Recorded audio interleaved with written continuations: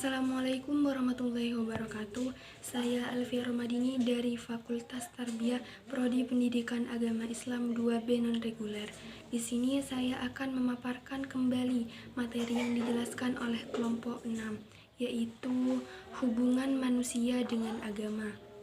Di mana tugas ini untuk memenuhi tugas pengantar studi Islam yang diampu oleh Ustadz Dosen Fikri Farihin MPDI, yang meliputi beberapa pembahasan. Yang pertama itu alasan yang melatar belakangi perlunya manusia terhadap agama. Yang pertama itu ada fitrah manusia, yang kedua ada kelemahan dan kekurangan manusia, yang ketiga adalah tantangan manusia. Yang kedua itu fungsi agama bagi kehidupan manusia itu beragam, yaitu yang pertama ada edukasi dan bimbingan, penyelamatan, tabsyir, ukhuwah, persaudaraan, kontrol sosial, dan penyadaran sosial. Langsung saja yang pertama, alasan yang melatar belakangi perlunya manusia terhadap agama. Yang pertama adalah fitrah manusia. Latar belakang perlunya manusia pada agama adalah karena dalam diri manusia terdapat potensi dalam beragama. Murtada Mutari mengatakan bahwa ketika berbicara tentang para nabi, Imam Ali menyebutkan bahwa mereka diutus untuk mengingatkan manusia pada perjanjian yang telah diikat oleh fitrah manusia, yang kelak mereka akan dituntut untuk memenuhinya. Perjanjian itu tidak tercatat di atas kertas, tidak pula diucapkan oleh lidah, tetapi terukir dengan pena ciptaan Allah di permukaan kelebu dan lubuk fitrah manusia, dan di atas permukaan hati nurani, serta di kedalaman perasaan batiniah. Yang kedua adalah kelemahan dan kekurangan manusia. Faktor lainnya yang melatar belakangi manusia memerlukan agama adalah manusia memiliki berbagai kesempurnaan dan kekurangan. Hal ini antara lain diungkapkan oleh kata an-nafs dalam pandangan Al-Quran, sebagaimana dituturkan Quraisy Shihab. Nafs diciptakan Allah dalam keadaan yang sempurna, yang berfungsi menampung serta mendorong manusia berbuat kebaikan dan keburukan. Oleh karena itu, sisi dalam manusia inilah yang oleh Al-Quran dianjurkan untuk diberi perhatian lebih besar. Yang ketiga adalah tantangan manusia. Faktor lain yang menyebabkan manusia memerlukan agama adalah manusia dalam kehidupan senantiasa menghadapi berbagai tantangan, baik dari dalam maupun dari luar. Tantangan dari dalam berupa dorongan hawa nafsu dan bisikan setan, sedangkan tantangan dari luar dapat berupa rekayasa dan upaya-upaya yang dilakukan manusia secara sengaja berupaya ingin memalingkan manusia dari Tuhan. Mereka dengan rela mengeluarkan biaya, tenaga, dan pikiran yang memanifestasikan dalam berbagai bentuk kebudayaan yang di dalamnya mengandung misi menjauhkan manusia dari Tuhan.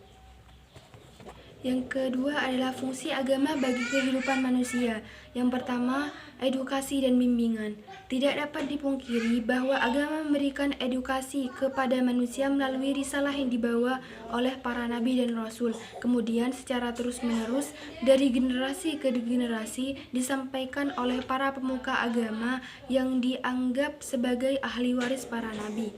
Agama memiliki otoritas untuk melakukan pembimbingan dalam berbagai hal untuk meraih kebahagiaan dan menjauhkan dari segala malapetaka kehidupan. Agama mengajarkan segala sesuatu yang diperlukan dalam mencapai tujuan hidup manusia. Yang kedua adalah penyelamatan. Agama memberikan jaminan keselamatan kepada seluruh pemeluknya yang taat menjalankan agamanya dengan ikhlas. Siapapun yang taat menjalankan agama atau takwa akan menemukan jalan keluar dalam berbagai kemelut dalam menghadapi kehidupan. Yang ketiga adalah tabsyir atau kabar gembira. Agama memberikan kabar gembira kepada semua orang yang menjalankan ajaran agama dengan baik untuk mendapatkan pahala.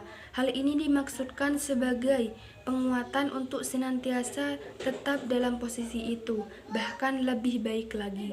Adapun peringatan ditunjukkan kepada orang yang tidak mau peduli terhadap ajaran agama dan membiarkan dirinya dalam kesesatan. Yang keempat adalah ukhuwah atau persaudaraan. Allah Subhanahu wa Ta'ala menciptakan manusia beragam ras, etnis, suku, warna kulit, bahasa, dan perbedaan-perbedaan lainnya. Perbedaan itu bukan untuk saling memusuhi atau saling merendahkan, melainkan untuk saling mengenal.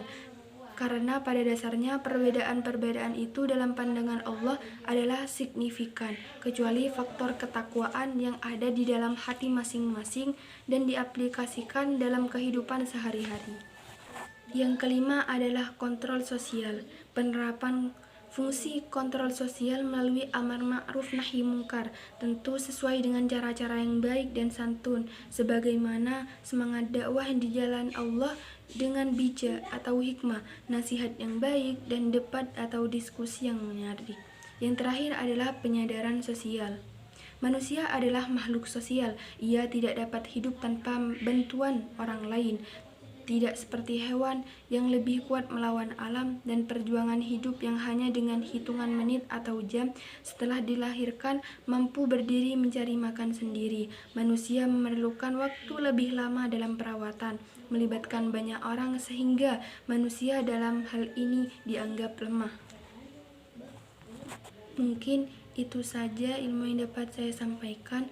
Kurang lebihnya mohon maaf. Assalamualaikum warahmatullahi wabarakatuh.